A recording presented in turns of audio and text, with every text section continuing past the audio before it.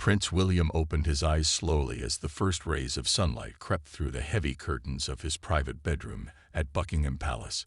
The digital clock beside his bed showed 5:30 a.m., but he had been awake for the past hour, his mind racing with thoughts about the day ahead. Today was May 6, 2023, and it would change everything. His father, King Charles II, would finally receive his official coronation, and William would witness history being made right before his eyes. The prince sat up in bed and rubbed his face with both hands, trying to shake off the nervous energy that had kept him tossing and turning all night. Outside his window, he could already hear the distant sounds of London waking up for this extraordinary day. Even at this early hour, people were moving through the streets, preparing for what would become one of the most watched events in British history. Some had been camping outside since yesterday, bringing folding chairs and warm blankets, determined to catch even a glimpse of the royal family. William walked to his large window and pulled back the thick curtains completely. The sight that greeted him was absolutely breathtaking. The Mall, the famous road leading to Buckingham Palace, was already lined with people wearing red, white, and blue clothing. British flags hung from every possible surface, and temporary barriers had been set up to manage the crowds that would grow throughout the morning. The atmosphere felt electric, even from his high window, and William could sense the excitement and anticipation radiating from the gathering crowd. A gentle knock on his bedroom door interrupted his thoughts. His personal butler entered quietly, carrying a silver tray with fresh tea and the morning newspapers. The headlines were all about the coronation, with photographs of the palace and predictions about who would attend the ceremony. William picked up one newspaper and saw his own photograph on the front page, taken during a recent public appearance. The caption read, "The future king prepares for his father's big day." The words sent a small shiver down his spine. The butler informed William that his breakfast would be ready in the dining room whenever he was prepared, and that his dresser would arrive at 7 o'clock sharp to help him prepare for the day ahead. William nodded and thanked the man, but asked for a few more minutes alone. He needed this quiet time to gather his thoughts and prepare mentally for what lay ahead. This was not just another royal event or public appearance. This was the day his father would officially become the King of England, and William would step one giant step closer to his own inevitable destiny. Standing by the window again, William thought about his mother, Princess Diana, and how proud she would have been to see this day. She had always told him that being royal was both a privilege and a responsibility, and that he should never take either lightly.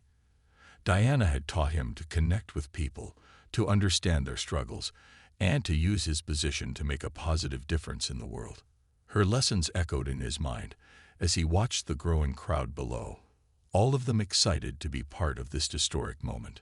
The weight of tradition felt heavy on William's shoulders as he prepared to shower and begin his day. In just a few hours, he would put on ceremonial clothing that represented hundreds of years of British history. He would walk through Westminster Abbey, the same ancient building where kings and queens had been crowned for nearly 1,000 years. Every step he took today would be watched by millions of people around the world, and every gesture would be analyzed and remembered. William took one final look out his window at the people gathering below. Their enthusiasm and devotion reminded him why this day mattered so much. The monarchy existed because the people supported it, and today they were showing their support in the most beautiful way possible. As he headed toward his private bathroom to begin preparing for the most important day of his father's life, William felt a mixture of nervousness, pride, and deep love for his country and his family. Prince William stepped into his private bathroom and turned on the warm water for his shower. As the steam began to fill the room, his mind drifted to thoughts of his mother, Princess Diana. She should have been here today, standing beside his father, watching with pride as her husband became the official King of England. The thought made William's chest tighten with emotion, and he had to pause for a moment to compose himself. He remembered being just a young boy when his mother would tell him bedtime stories about royal ceremonies and grand occasions. Diana would sit on the edge of his bed, her voice soft and gentle, describing the beautiful robes, the ancient crowns, and the magnificent churches where these important events took place. She made everything sound like a fairy tale, but she always made sure William understood that being royal meant serving other people, not just wearing fancy clothes and living in palaces. While the warm water cascaded over him, William recalled one particular conversation with his mother when he was about 12 years old. They had been walking through Kensington Gardens on a crisp autumn afternoon, and William had asked her what it really meant to be a prince. Diana had stopped walking and knelt down to his eye level, taking his hands in hers. She told him that being royal was like being given a special gift. But when Prince William stood in front of his full-length mirror as his personal valet, James approached with the first piece of his ceremonial coronation attire. The process of getting dressed for such an important royal occasion was far more complex than most people could imagine.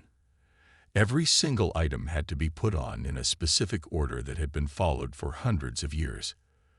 There were rules and traditions for everything, and breaking even the smallest tradition was simply not acceptable on a day like today. James had been helping William dress for formal occasions for over 10 years, and the two men had developed a comfortable working relationship built on trust and mutual respect. James understood that today was different from any other day they had worked together. The weight of the moment was evident in the careful way he handled each piece of clothing, and in the respectful silence that filled the room as they began the lengthy dressing process. The first item was William's ceremonial military uniform, a deep navy blue jacket with intricate gold braiding that had been hand-sewn by the finest tailors in London. The jacket fit William's tall frame perfectly, having been adjusted through dozens of fittings over the past several months. Every measurement had been checked and rechecked to ensure that the future king would look absolutely flawless on this historic day. The gold threads caught the morning light streaming through the palace windows, creating a subtle shimmer that made the uniform look almost magical. Next came the white dress shirt, with its perfectly starched collar and gold cufflinks that had belonged to William's grandfather, Prince Philip. Wearing something that had been part of his grandfather's collection made William feel connected to the long line of royal men who had come before him.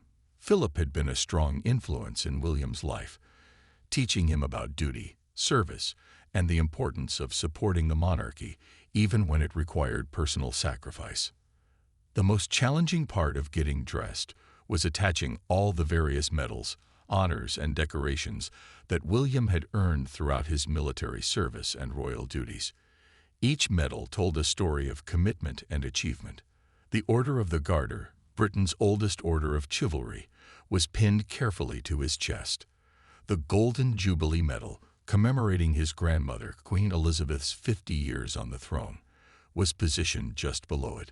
The Afghanistan Campaign Medal, earned during his military service as a helicopter pilot, held special meaning because it represented his desire to serve his country in the same way as any other young man. James worked with steady hands and complete concentration, making sure every decoration was positioned exactly where royal protocol demanded.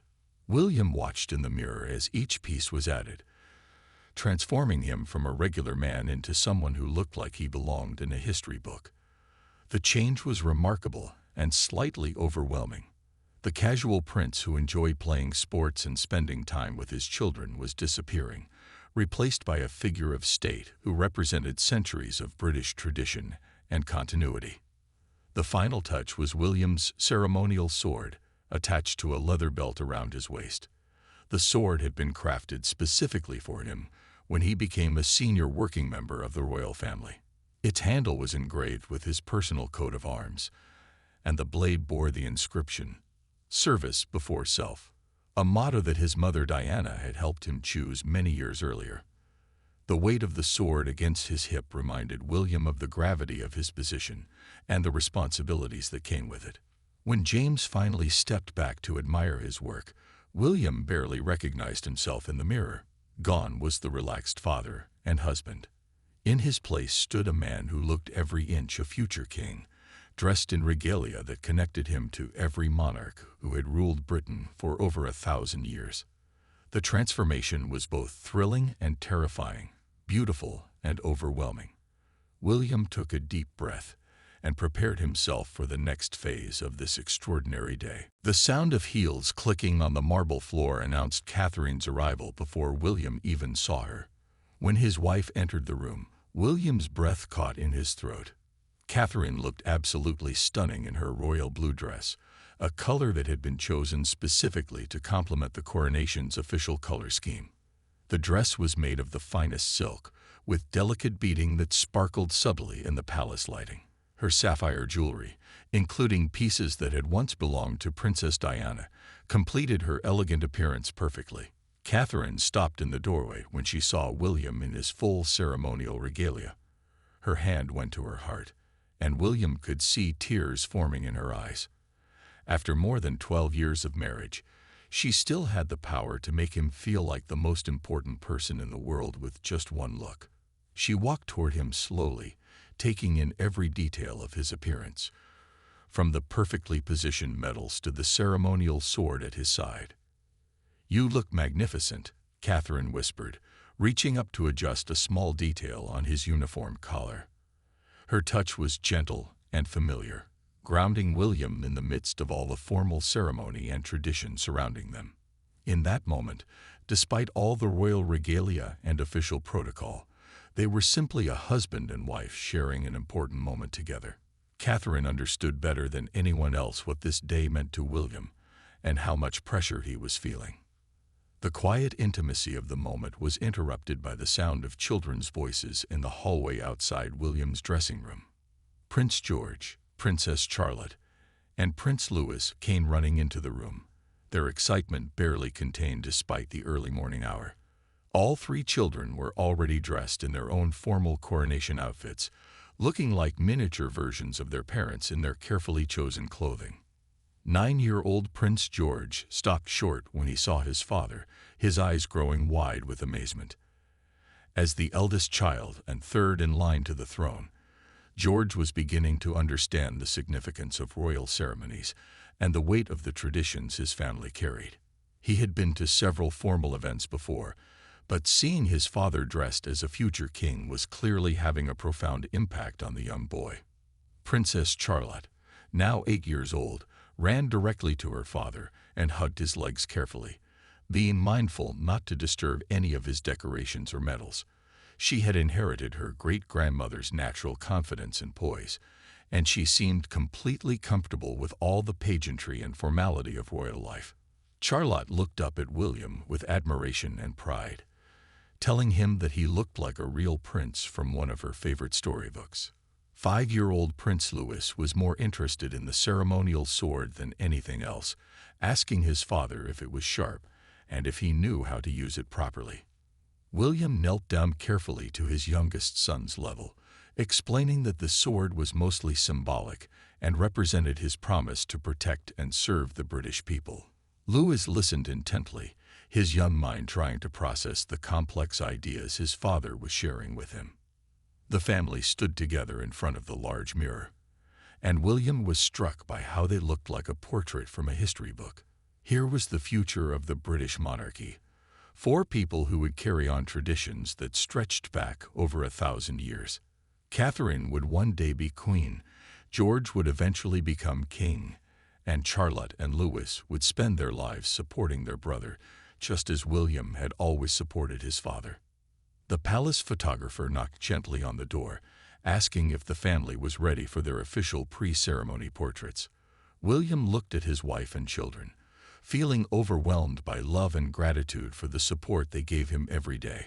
Together, they would face whatever challenges lay ahead, just as royal families had done for generations before them. As the family prepared to leave William's private quarters and make their way toward the ceremonial carriages, William caught sight of his reflection one final time in the ornate mirror that had hung in the palace for over 2 centuries.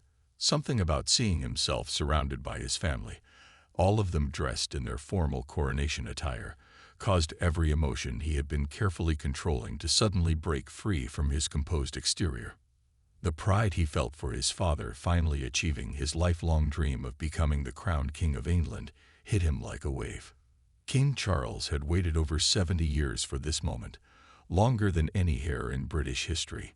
Through decades of public service, personal struggles, and constant scrutiny from the media and public, his father had never wavered in his commitment to the crown and to the British people. Today would be the culmination of a lifetime of preparation and dedication. Mixed with that pride was William's own growing awareness of what lay ahead for him personally. Seeing himself dressed in the regalia of his position, he could no longer pretend that his future role as king was some distant, abstract concept. The weight of eventually becoming the head of state for not just Britain, but for multiple Commonwealth countries around the world felt suddenly very real and very immediate. The responsibility was both inspiring and terrifying. The grief that William had been managing all morning for his mother's absence became overwhelming in that moment. Diana should have been there with them, sharing in the joy and pride of the day. She should have been helping Catherine with her jewelry, laughing with the children, and offering William the reassurance that only a mother could provide. The unfairness of her absence felt particularly sharp on a day that was supposed to be about family and continuity. William's eyes filled with tears, and for several long seconds he could not speak or move. The carefully controlled royal composure that he had been maintaining since childhood cracked, revealing the deeply emotional man underneath all the titles and formal training. His hands trembled slightly as he tried to regain his composure, knowing that in just a few minutes he would need to present himself to the world as the confident, steady future king that everyone expected him to be. Catherine noticed the change in her husband immediately. Without saying a word, she moved to his side and took his hand in both of hers.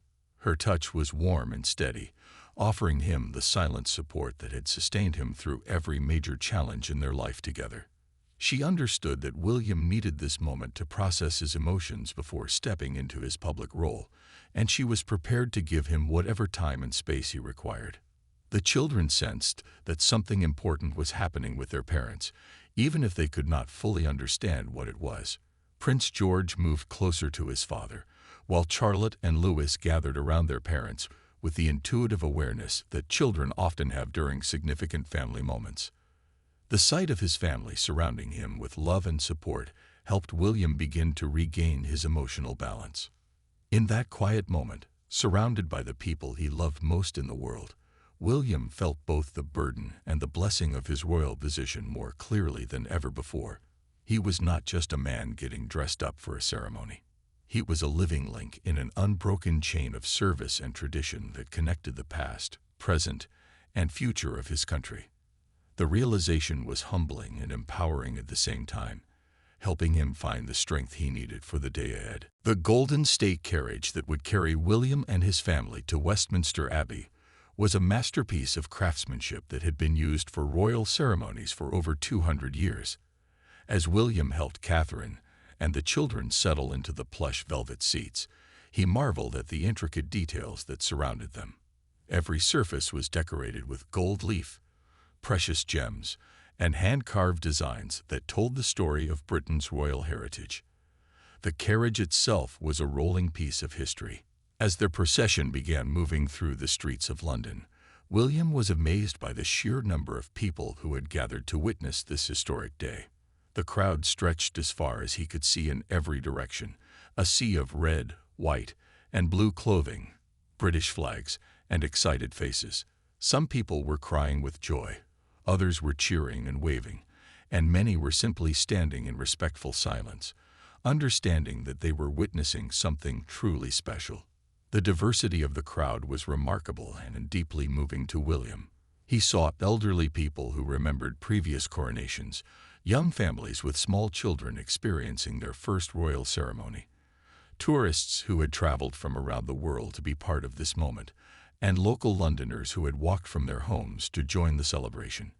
Every face in the crowd represented a different story, but they were all united in their shared excitement for this historic day. Through the carriage windows, William could see people holding up smartphones and cameras, desperate to capture every moment of the royal procession.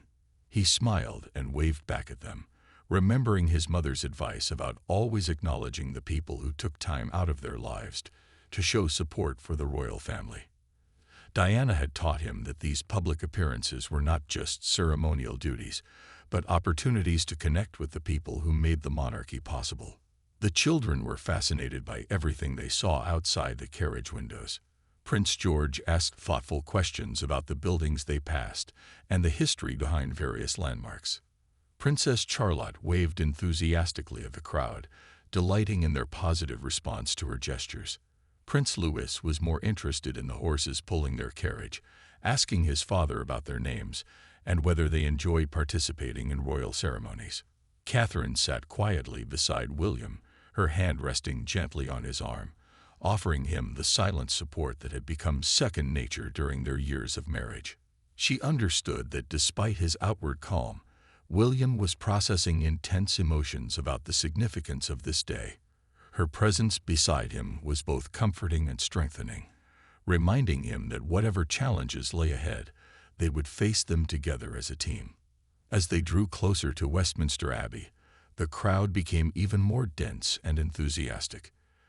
The ancient church had been the site of every British coronation for nearly 1,000 years, and its towering spires rose majestically above the surrounding buildings. William felt a profound sense of connection to all the kings and queens who had made this same journey before him, traveling through London to receive their crown in the same sacred building. The sound of church bells ringing across London added to the magical atmosphere of the morning. The bells of Westminster Abbey were joined by bells from churches throughout the city, creating a symphony of celebration that could be heard for miles. William closed his eyes for a moment and listened to the beautiful sound, letting it wash over him and fill him with a sense of peace and purpose for the ceremony ahead. The moment William stepped out of the golden carriage and onto the red carpet leading into Westminster Abbey, he felt the full weight of 1,000 years of British history settling on his shoulders. The ancient stones of the abbey seemed to whisper the names of every king and queen who had walked this same path before him. The building itself was magnificent, its Gothic towers reaching toward the sky like fingers pointing to heaven, reminding everyone present that this was not just a political ceremony, but a sacred religious occasion. The crowd of distinguished guests waiting inside the abbey was unlike anything William had ever experienced.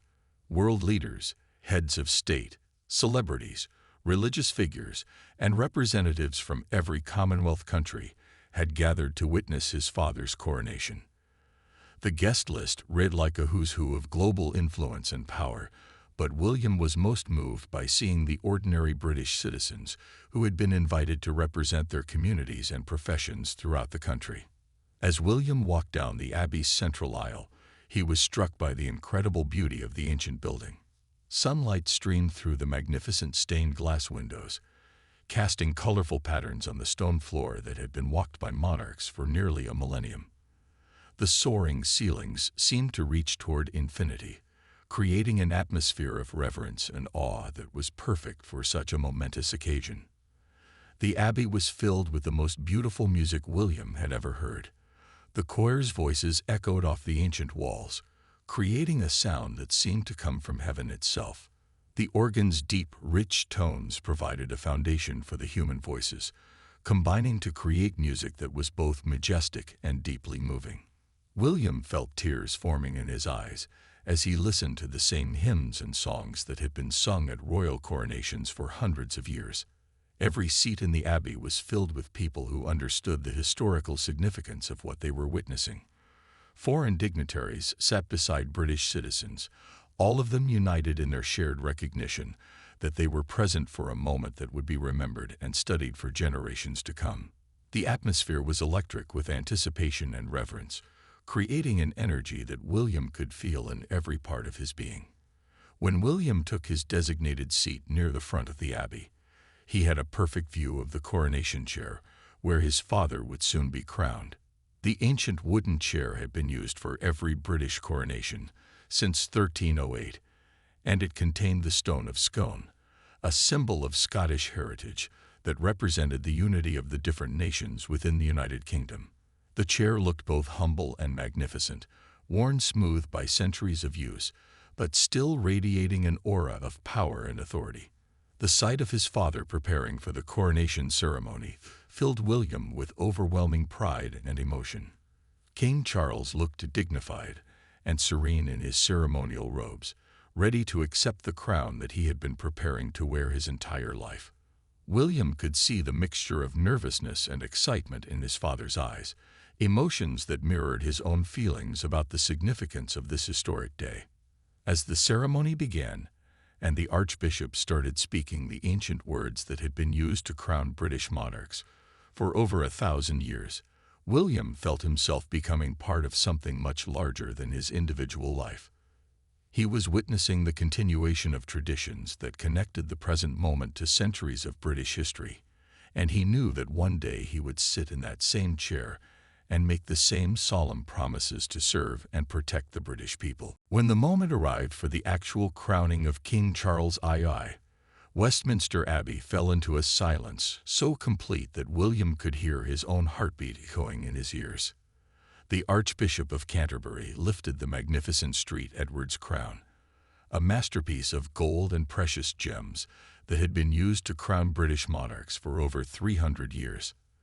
The crown caught the light streaming through the Abbey's ancient stained glass windows, sending sparkles of color dancing across the stone walls and floor. William watched with intense concentration as his father bowed his head to receive the crown that would make him the official King of England. The weight of the moment was overwhelming. This was not just a ceremony or a tradition, but the actual transfer of power from one generation to the next. His father was accepting responsibility for the welfare and guidance of millions of people, not just in Britain, but throughout the Commonwealth countries that still recognized the British monarch as their head of state. The crown was lowered onto King Charles's head with deliberate care and reverence.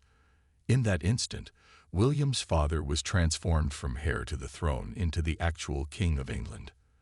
The change was both symbolic and real, marking the beginning of a new era in British history.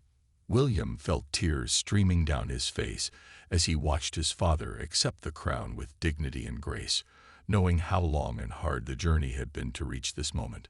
The congregation in Westminster Abbey erupted in the traditional cry of "God Save the King" as the coronation was completed.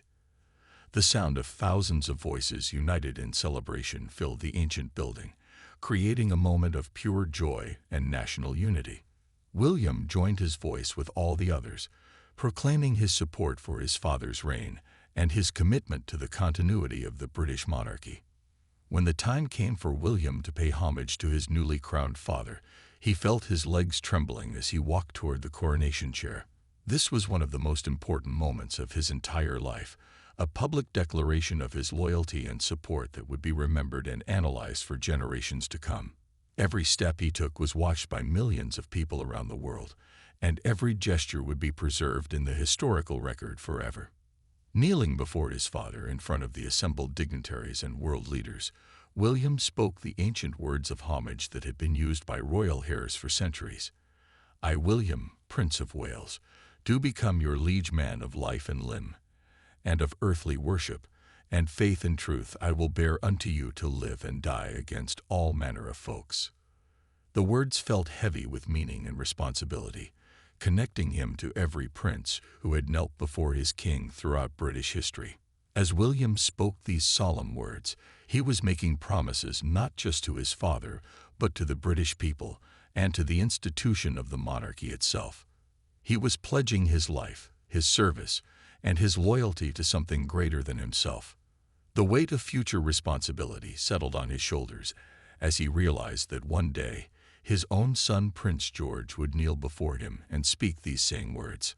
King Charles placed his hands on William's head in blessing, completing the ancient ritual of homage. In that moment, father and son were also king and heir, bound together by duty, love, and the sacred trust of the British people. William felt the full power of the monarchy flowing through this simple gesture, connecting past, present, and future in one unbroken chain of service and dedication. As the coronation ceremony concluded and the royal family prepared to leave Westminster Abbey, William felt fundamentally changed by everything he had experienced throughout this extraordinary day. The ancient rituals, the weight of tradition, the sight of his father being crowned, and his own moment of paying homage had combined to create a transformation that went far deeper than simply putting on ceremonial clothing and participating in a formal event. Walking back down the Abbey's central aisle, William looked at the faces of the people who had witnessed this historic moment. He saw tears of joy, expressions of pride, and looks of hope for the future of the monarchy and the country.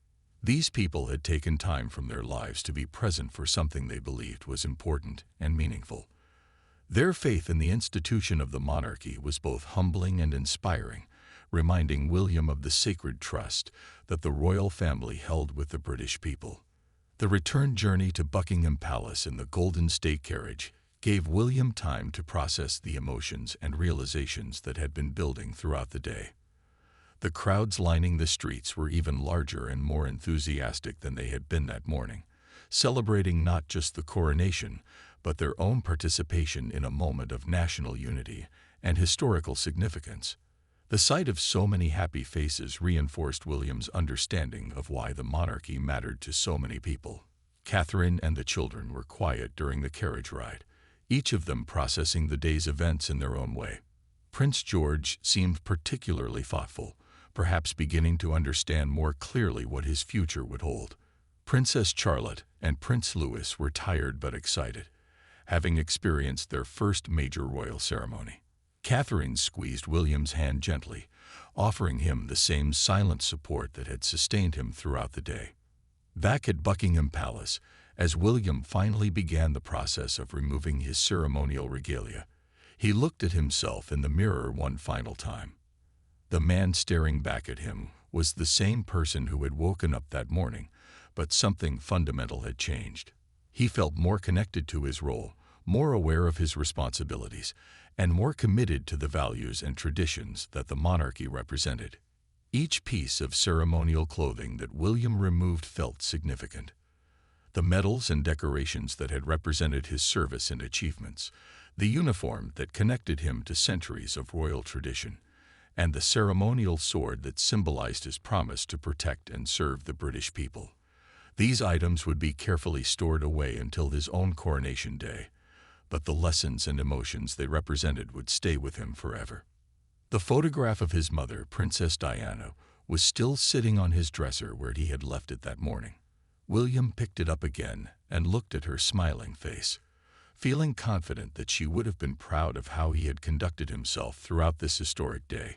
He had honored her memory by serving with dignity and grace, just as she had taught him to do when he was a young boy. As William prepared to rejoin his family for the private celebrations that would continue into the evening, he understood that he was no longer just Prince William. He was the heir to the throne who had witnessed his father's coronation, participated in ancient traditions, and accepted the weight of future responsibility. The emotional journey of this single day had prepared him for whatever challenges lay ahead in his role as the future King of England.